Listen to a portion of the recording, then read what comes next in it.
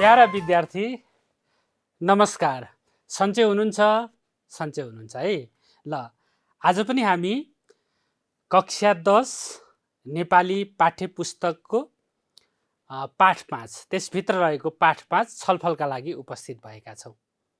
तपाईहरु सबैजनाले आफ्नो पाठ्य पुस्तक पल्टाउनुहोस् है त।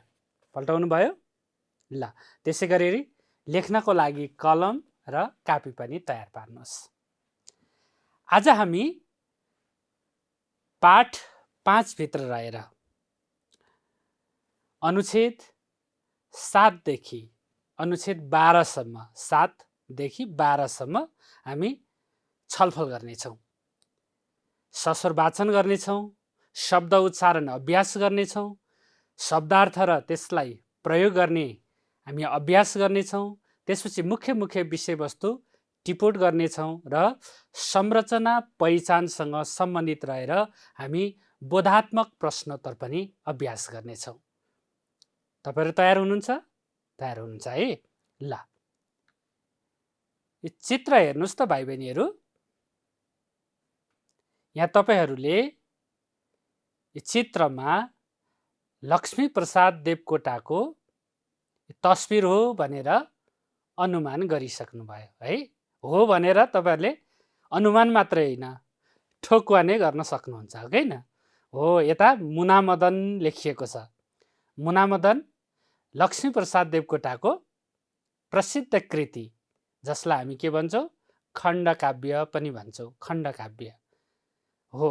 हामी लक्ष्मी प्रसाद देवकोटाको जीवनी छलफल गर्दैछौँ।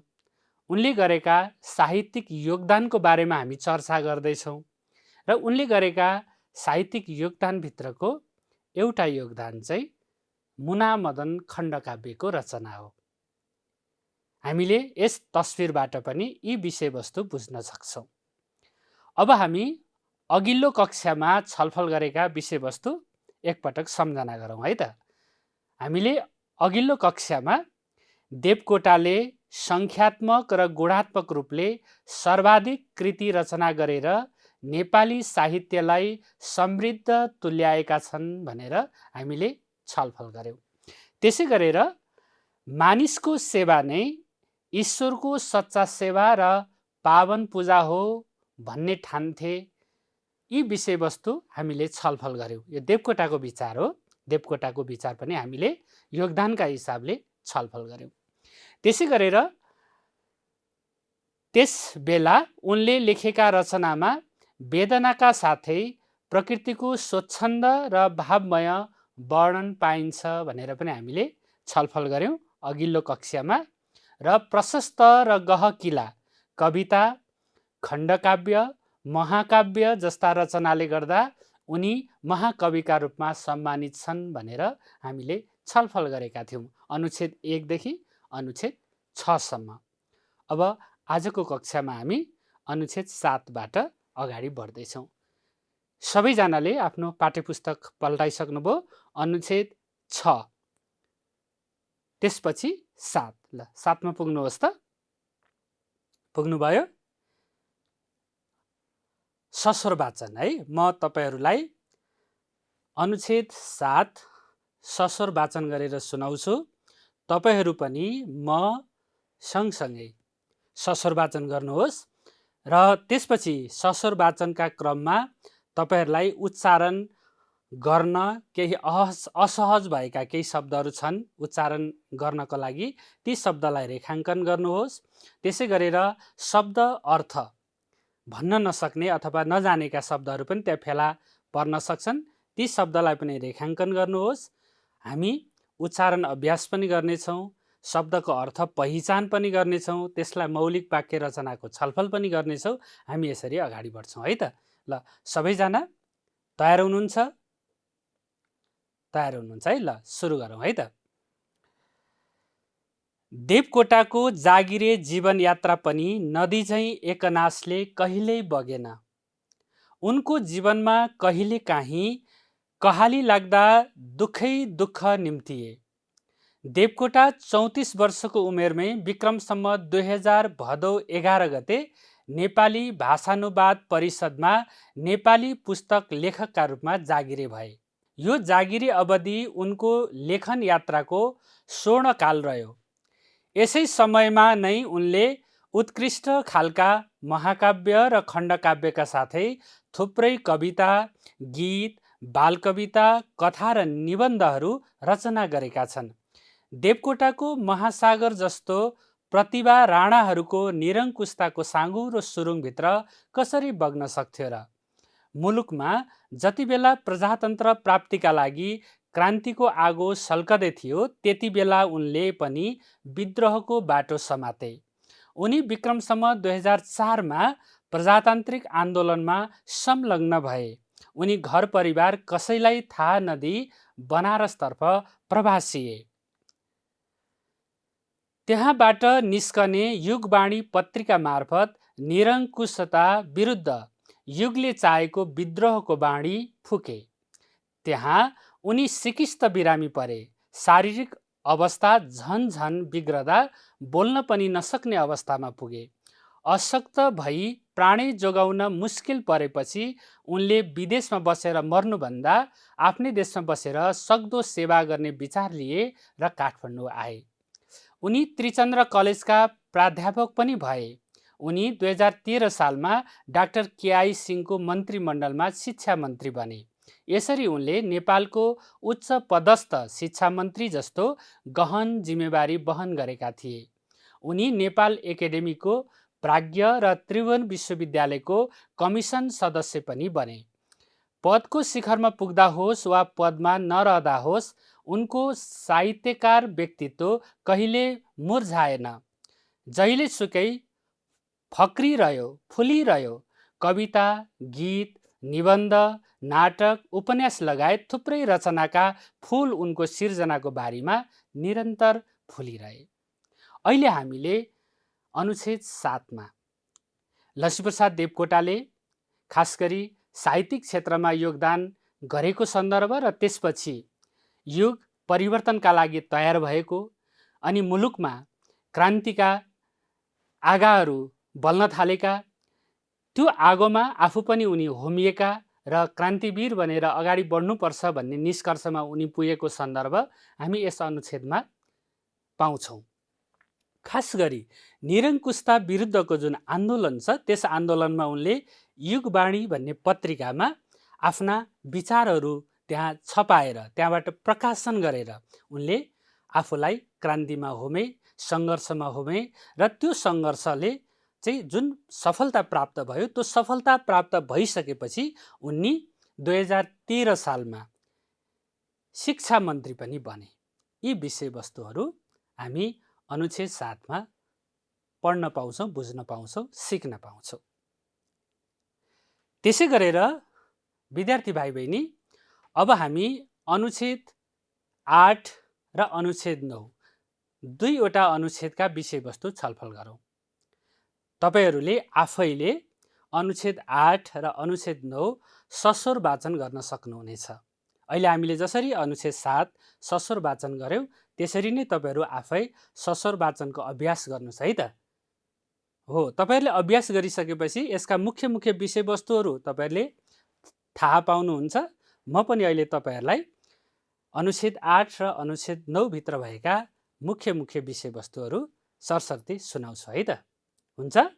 ल, अनुच्छेद 8मा के छ त भन्दा लक्ष्मीप्रसाद देवकोटाको जुन साहित्यिक यात्रा छ, जुन साहित्यिक सिर्जना छ, त्यो साहित्यिक सिर्जना एउटा आरोह अवरोहपूर्ण तरिकाले अगाडि बढिरह्यो। कहिले दुःखभित्र पनि उनले सिर्जना गरे, कहिले सुख प्राप्त हुँदा पनि उनले सिर्जना गरे र यस क्रममा उनले जे जति रचनाहरू सिर्जना गरेका छन्, लेखेका छन्, ती रचनाभित्र मानव सेवाको कुरा, सेवा नै धर्म हो भन्ने कुरा, कर्मलाई ईश्वरको पूजा मान्ने, यी विषयवस्तुहरू हामी पाउँछौँ।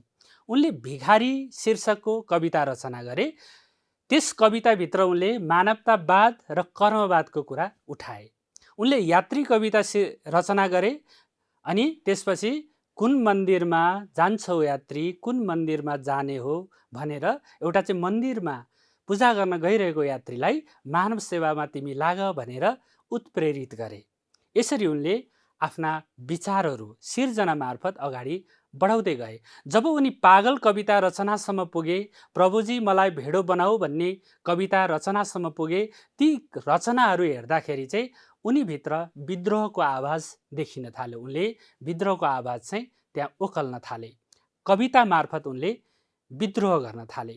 यसरी हेर्दाखेरि उनको साहित्यिक यात्रा आरोह अवरोहपूर्ण तरिकाले अगाडि बढेको हामी देख्छौँ।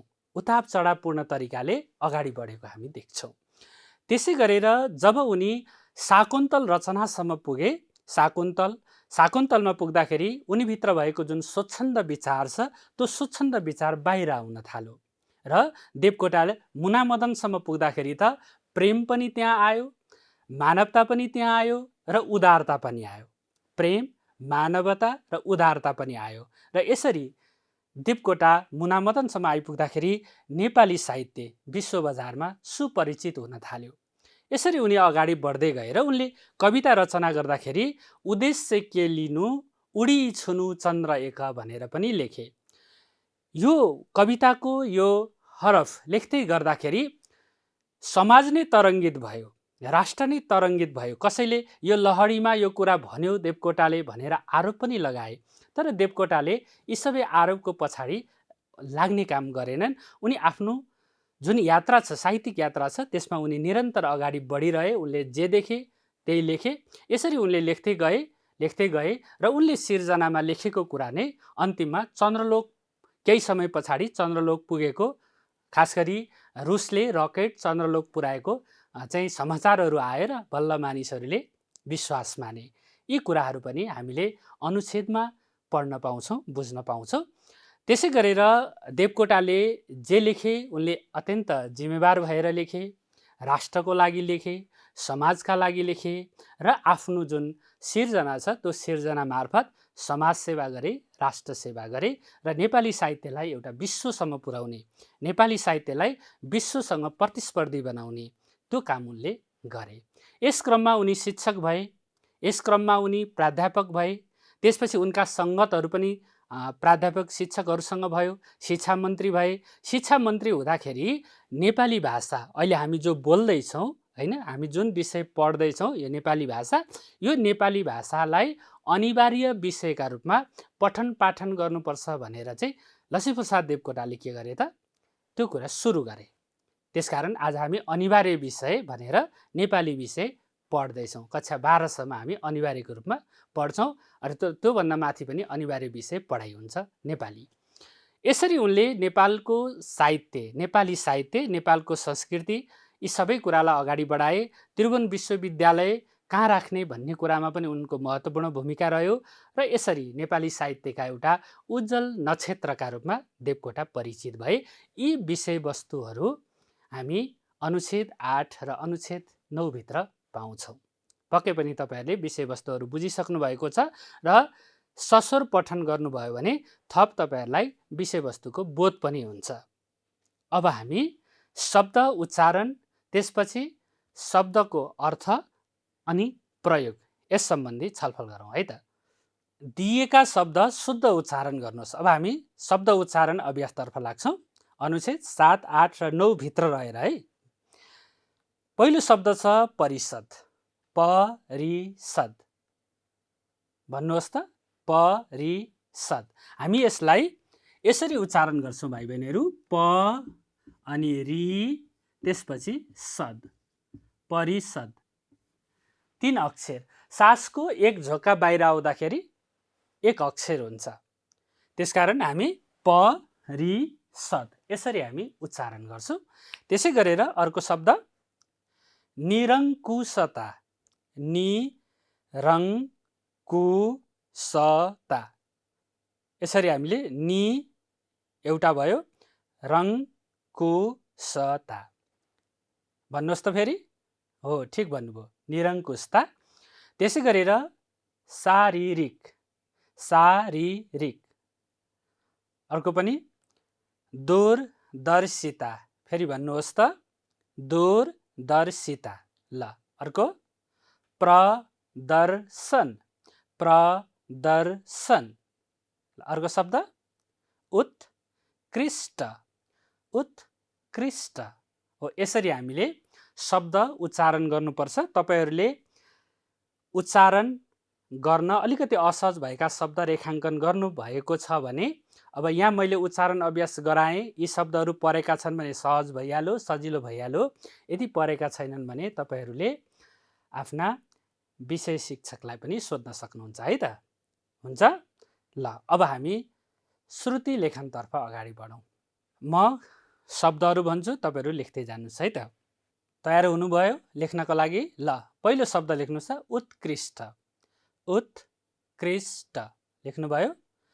अर्को शब्द संलग्न। संलग्न। अर्को विद्रोह। विद्रोह। अर्को शब्द दूरदर्शिता। दूरदर्शिता लेख्नुभयो। ल, त्यसै गरी अर्को शब्द स्पर्श। स्पर्श। ल, तपाईहरूले लेख्नुभएका शब्दहरू मिलेका छन् कि छैनन् एकपटक हेरौँ। मिलेका छन् भने तपाईहरूले ठिक चिन्ह दिनुहोला, मिलेका छैनन् भने कम्तीमा 3 पटक भुल सुधार गर्नुहोस् है त। हुन्छ ल, पहिलो शब्द उत्कृष्ट।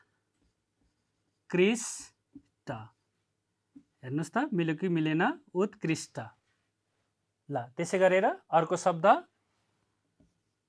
संलग्न। ल, हेर्नुहोस् त मिल्यो कि मिलेन? ठिक छ। ल, अर्को शब्द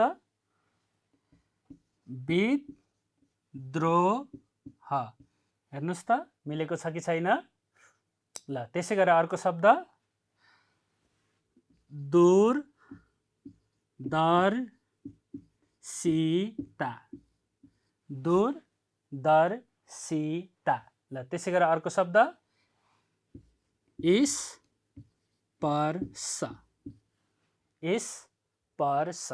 ल, यसरी हामीले केही शब्दहरू श्रुति लेखन गऱ्यौँ र तपाईहरूले लेखेका शब्दहरू मिलेका छन् भने ठिकै छ, मिलेका छैनन् भने भुल सुधार गर्नुपर्छ है त। हुन्छ ल, प्यारा विद्यार्थी, अब हामी शब्द अर्थ छलफल गरौँ है त। दिएका अर्थ आउने शब्द पाठबाट खोजेर लेख्नुहोस्। अतिरिक्त अध्यापन के हुन सक्छ? हो, ठिक भन्नुभयो, अनुशिक्षण। अर्को छ झङ्कारका साथ उच्चारित ध्वनि के हुन सक्छ? शब्द।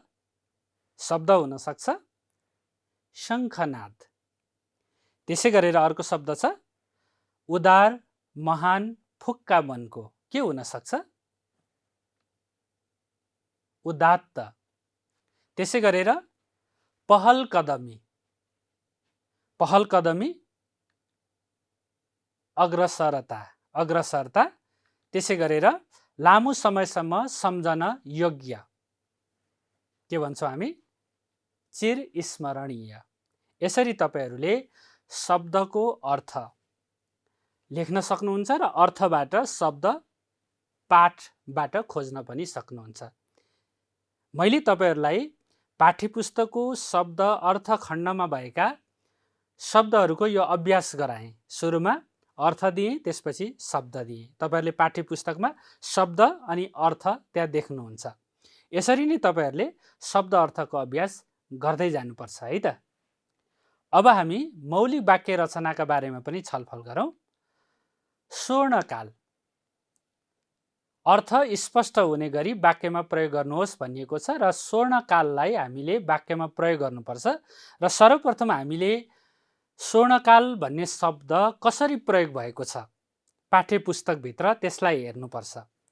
पाठ्यपुस्तकभित्र स्वर्णकालको प्रयोग यसरी भएको छ, हेर्नुहोस् त। नेपाली भाषानुवाद परिषदमा नेपाली पुस्तक लेखकका रूपमा जागिरे भएपछि लेखन यात्राको स्वर्णकाल रह्यो भनेर यसरी प्रयोग भएको छ पाठ्यपुस्तकभित्र। अब यसरी प्रयोग भइसकेपछि तपाईहरूले स्वर्णकाल भन्ने शब्दको अर्थ के आउन सक्छ त, के हुन सक्छ त, यस वाक्यबाट तपाईँले अनुमान गर्न सक्नुहुन्छ। अब यहाँ लेखन यात्राको स्वर्णकाल भनेपछि अब राम्रो समय होला भन्ने हामी अर्थ लाउन सक्छौँ हैन। स्वर्णकाल भनेपछि राम्रो समय होला महत्त्वपूर्ण समय होला, सम्झन योग्य समय होला, समय चाहिँ हुनसक्छ। हामीले यसरी चाहिँ अर्थ लगाउन सक्छौँ र हामीले लगाएका अर्थबाट हैन हामीले मौलिक वाक्य बनाउन सहज हुन्छ। यसलाई मौलिक वाक्य हामीले यसरी पनि बनाउन सक्छौँ। विक्रम सम्वत 2070 को दशक सञ्चार र प्रविधिका क्षेत्रमा स्वर्णकाल रह्यो। अहिलेको जुन समय छ यो चाहिँ विज्ञान र प्रविधि मात्रै होइन, सञ्चार र प्रविधिको क्षेत्रमा पनि स्वर्णकाल हो। किनभने हामीले यसबीचमा धेरै कुरा विकास भएको देखेका छौँ, हामीले प्रयोग पनि गरेका छौँ। 5 वर्ष अगाडिको हामी र अहिले 5 वर्ष पछाडिको हामीमै फरक छ, हो कि होइन भन्नुहोस् त? हो। यसरी स्वर्णकाल रह्यो भनेर हामी भन्न सक्छौँ। तपाईँहरूले यसरी नै मौलिक वाक्य बनाउन सक्नुहुन्छ। त्यसै गरेर अर्को शब्द प्रजातन्त्र। प्रजातन्त्र भन्ने शब्दको प्रयोग पाठ्यपुस्तकमा कसरी भएको छ त? एकपटक हेरौँ। मुलुकमा जति बेला प्रजातन्त्र प्राप्तिका लागि क्रान्तिको आगो सल्कदै थियो, त्यति बेला उनले पनि विद्रोहको बाटो समाते। यसरी प्रयोग भएको छ प्रजातन्त्र भन्ने शब्द। प्रजातन्त्र प्राप्तिका लागि भनेपछि कुनै न कुनै कुरा प्राप्त गर्नु पर्यो हैन हामीले। अनि त्यो प्राप्त गर्नको लागि क्रान्ति गर्ने कुरा गरिएको छ। पक्कै पनि क्रान्तिबाट प्राप्त गर्ने कुरा परिवर्तन हुन्छ, सुधार मात्रै हुँदैन। सुधार त सामान्य रूपमा पनि हुन सक्छ। तपाईहरुको बानी हैन, स्वभाव व्यवहार परिवर्तन र सुधार त फरक कुरा हो नि। तपाईले सुधार गर्न सक्नुहुन्छ, परिवर्तन गर्न सक्नुहुन्छ। परिवर्तन गर्न त सङ्घर्ष पनि गर्नु पर्यो, त्याग पनि गर्नुपर्छ। हो, प्रजातन्त्र प्राप्तिका लागि क्रान्तिको आगोको सन्दर्भ भनेपछि हामीले कुनै न कुनै कुरा प्राप्त गरेका छौँ, गर्छौँ भन्ने अर्थ तपाईहरुले अनुमान गर्न सक्नुहुन्छ। र फेरि त्यसको बाटो चाहिँ विद्रोहको हो भनेपछि झन् तपाईहरुलाई धेरै कुरा थाहा हुन्छ। यसरी पाठ्यपुस्तकमा त्यो शब्द कसरी प्रयोग भएको छ, त्यस शब्दले कस्तो अर्थ दिन्छ, के अर्थ दिन्छ, यसरी बुझिसकेपछि तपाईहरुले यसलाई फरक ढङ्गले प्रयोग गर्न सक्नुहुन्छ। एकपटक यसको उदाहरण पनि हेरौँ है त। नागरिकले प्रजातन्त्रमा मौलिक अधिकार प्राप्त गर्छन् भनेर भनियो। अब नागरिकले प्रजातन्त्रभित्र अथवा प्रजातान्त्रिक शासन छ भने त उसका मौलिक अधिकारहरू सुनिश्चित हुन्छन्। 2007 साल अगाडि प्रजातन्त्र थिएन, मौलिक अधिकार चाहिँ त्यहाँ खोसिएको थियो। 2007 साल पछाडि प्रजातन्त्र आयो, मौलिक अधिकार प्राप्त भयो। मौलिक अधिकारका अलावा अथवा यसका अतिरिक्त अरू धेरै अधिकारहरू हामीलाई प्राप्त हुन्छ प्रजातन्त्रबाट। यसरी तपाईहरुले मौलिक वाक्य बनाउन सक्नुहुन्छ। र पाठ्यपुस्तकभित्र तपाईले जुन जुन अनुच्छेद पढ्नुहुन्छ ती अनुच्छेदभित्र प्रयोग भएका शब्दहरूलाई मौलिक वाक्य बनाउनको लागि चाहिँ तपाईले त्यस अनुच्छेदभित्रका हरेक वाक्य पढ्नुपर्छ। हरेक वाक्यमा सम्बन्धित शब्द, तपाईले खोजेको शब्द, तपाईले वाक्यमा प्रयोग गर्न चाहेको शब्द कसरी प्रयोग भएको छ त्यो पनि तपाईहरुले हेर्नुपर्छ। यसरी हेर्न सक्नुहुन्छ, अर्थ पहिचान गर्ने कोसिस गर्न सक्नुहुन्छ। ल, धेरै राम्रो। अब हामी त्यसो हो भने मुख्य मुख्य विषयवस्तु छलफल गरौँ। अहिले हामीले अनुच्छेद 7, अनुच्छेद 8 र अनुच्छेद 9 छलफल गऱ्यौँ र यी अनुच्छेदभित्र मुख्य मुख्य विषयवस्तु के छन् एकपटक छलफल गरौँ है त। नेपाली भाषानुवाद परिषदमा नेपाली पुस्तक लेखकका रूपमा जागिरे भएपछि लेखन यात्राको स्वर्णकाल रह्यो। हामीले अहिलेसम्म छलफल गरेको यो एउटा मुख्य कुरा। त्यसै गरेर प्रजातन्त्र प्राप्तिका लागि क्रान्ति र विद्रोहको बाटो उनले समाते। उनले भनेको लक्ष्मीप्रसाद देवकोटाले। हामीले यो कुरा पनि अहिले छलफल गऱ्यौँ। युगवाणी पत्रिका मार्फत निरङ्कुशता विरुद्ध विद्रोहको बाणी फुके।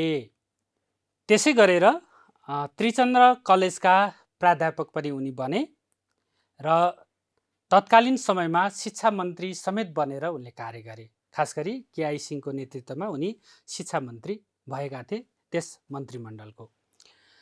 त्यसै गरेर संसारलाई घनघोर दुःख सागर ठान्ने देवकोटाले मानव सेवालाई धर्म र कर्मलाई ईश्वरको पूजा ठान्दै भिखारी कवितामा मानवतावाद र कर्मवादको शङ्खनाद गरे। जरुर साथी म पागल भन्ने पागल कविताका देवकोटा प्रभुजी मलाई भेडो बनाऊ भन्ने कवितामा विद्रोही कविका रूपमा देखिन्छन्। प्रेम मानवता र उदारता प्रकट गर्ने मुनामदनका देवकोटाको भव्य र उदात्त रूप नेपाली साहित्यमा परिचित छ। यी विषयवस्तुहरू हामीले छलफल गऱ्यौँ। अब हामी अनुच्छेद 10, 11 र 12 छलफल गर्दैछौँ र यी अनुच्छेदहरूलाई पनि तपाईँहरूले सस्वर वाचन आफै गर्नुहोला। यी अनुच्छेदभित्र भएका मुख्य मुख्य विषयवस्तु हामी छलफल गर्नेछौँ। हुन्छ।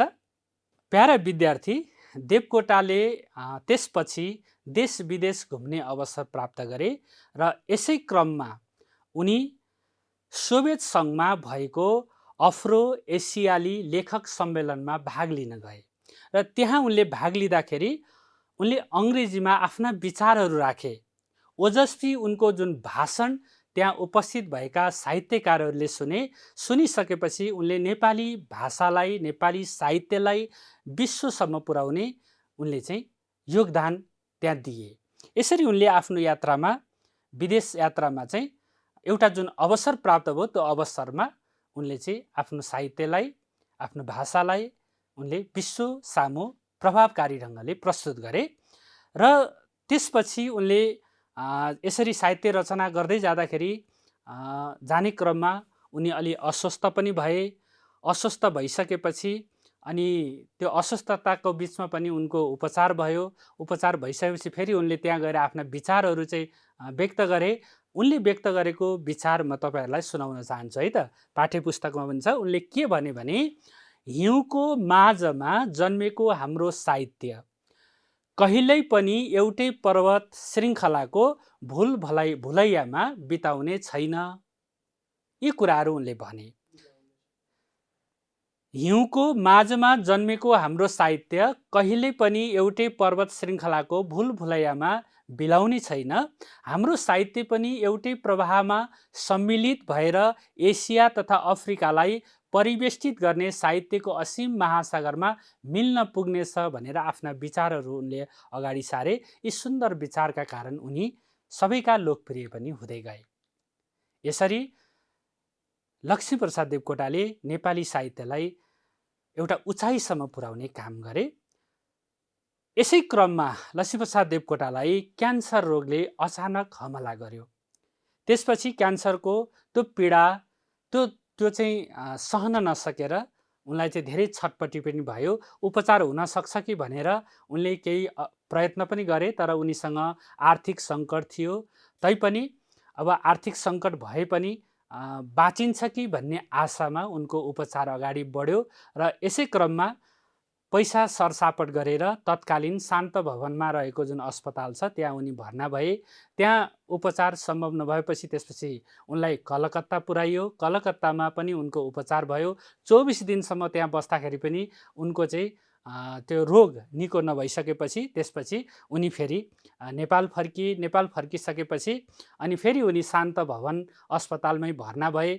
उनलाई के थाहा भयो भने अब धेरै लामो समयसम्म म बाँच्न सक्दिनँ भन्ने कुरा उनलाई थाहा भयो। थाहा भइसकेपछि अनि त्यसै बिचमा उनले केही रचनाहरू पनि त्यहाँ चाहिँ रचे। जस्तै उनले रचना गरेको प्रलय वेदना कविता उनले चाहिँ अस्पतालमै रचना गरेका थिए। त्यसपछि उनले अर्को एउटा रचना पनि त्यहाँ रचे, सङ्कल्प हाम्रो फलोस् भन्ने कविता। यसरी उनले चाहिँ यी सबै रचनाहरू गरे र त्यसपछि अब बाँच्न गाह्रो छ भन्ने कुरा उनको कानमा परिसकेपछि अब बाँकी समय यहाँ बस्ने होइन, बाँकी समय चाहिँ म पशुपतिमै गएर बस्छु भन्ने उनलाई लाग्यो र आर्यघाटमै बस्ने इच्छा उनलाई भयो र त्यही नजिकै गएर बसे र 2016 साल भदौ 29 गते यो संसारबाट सदाका लागि लक्ष्मीप्रसाद देवकोटा बिदा भए।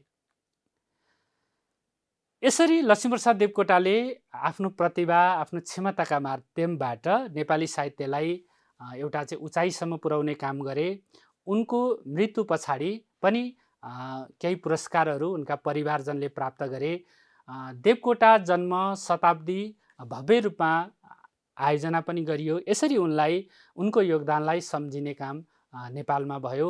हामीले गऱ्यौँ, हामी सबैले गऱ्यौँ र अहिले काठमाडौँको मैती देवीमा रहेको देवकोटाको जुन निवास छ त्यस निवासलाई नेपाल सरकारले देवकोटा सङ्ग्रहालय बनाएको छ र त्यहाँ चाहिँ विभिन्न कृति उनका व्यक्तित्वका बारेमा त्यहाँ किताबहरू राखिएका छन्। दर्जनौँ उनका कृतिहरूलाई विद्यावारिधीमा प्रयोग गरिएको छ, अनुसन्धानमा प्रयोग गरिएको छ र यसरी लक्ष्मीप्रसाद देवकोटाको पार्थिव शरीर हामीसँग नभए पनि उनका अमूल्य कृतिहरू हामीसँग छन् र उनी हाम्रा अगाडि सधैँ बाँचिरहेका छन्। यी विषयवस्तुहरू अनुच्छेद 10, 11 र 12मा छन्। प्यारा विद्यार्थी, अहिले हामीले यी अनुच्छेदहरूमा रहेका विषयवस्तुहरू छलफल गऱ्यौँ। अब हामी फेरि उच्चारण अभ्यास, शब्दार्थ र प्रयोगका बारेमा थोरै छलफल गरौँ है त।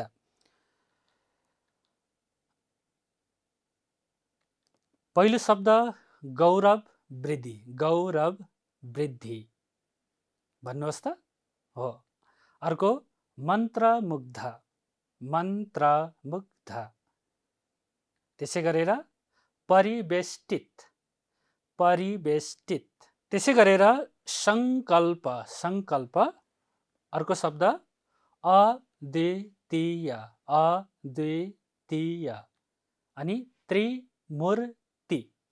त्रिमूर्ति। यसरी तपाईहरूले उच्चारण अभ्यास गर्न सक्नुहुनेछ। त्यसै गरेर अब हामी शब्द अर्थ सम्बन्धी थोरै छलफल गरौँ।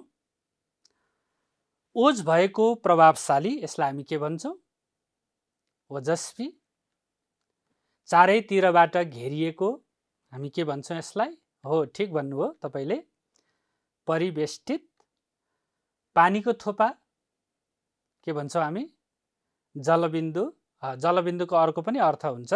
जलबिन्दु आँखामा लाग्ने रोग पनि हो भाइ बहिनीहरू। पानीको थोपा, त्यसलाई पनि जलबिन्दु भन्छौँ। त्यसै गरेर गुण पक्षमा आधारित, त्यसलाई के भनिन्छ? हो, गुणात्मक। अनि मोहित पारिएको हामी के भन्छौँ?